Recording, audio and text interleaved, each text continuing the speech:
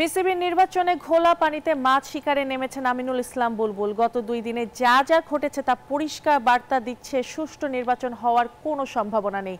এছাড়া ফারুক আহমেদ কাউন্সিলর হওয়ার মধ্য দিয়ে ব্যাপারটি আরও অস্বচ্ছতার দিকে এগিয়ে যাচ্ছে বিসিবি। ক্ষমতার লালসায় বুঁদ হয়ে আছেন বর্তমান বোর্ড প্রেসিডেন্ট আমিনুল ইসলাম বুলবুল। যে কোনো উপায়ে হোক বিসিবি দখলে নিতে নীল নকশা প্রস্তুত করছেন। নিজের লোকদের কাউন্সিলর বানাতে দফায় দফায় বিসিবি সময় বাড়িয়েছে কাউন্সিলরশিপ ফর্ম জমা দেওয়ার।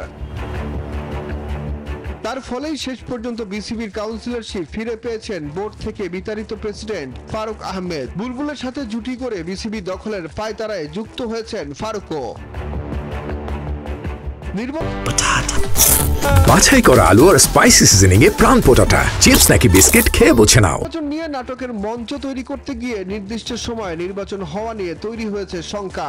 কাউন্সিলরদের যে তালিকা প্রকাশ করা হয়েছে তার বেশিরভাগই বুলবুলের ভোটার। পরিচালক পদে কারা লড়বেন সেই বিষয়ও নিশ্চিত করতে পারেনি বিসিবি।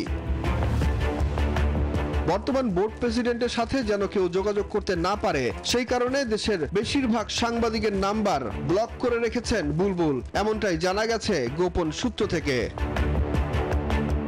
তবে টি-20 ইনিংস খেলতে আসা বুলবুল কোন শক্তি বলে দেশের ক্রিকেট ধ্বংসের খেলায় বেঁধেছেন তা নিয়ে কপালে চিন্তার ভাঁজ পড়েছে ক্রিকেট সংশ্লিষ্টদের। সুকন সরকার, নিউজ 24, ঢাকা।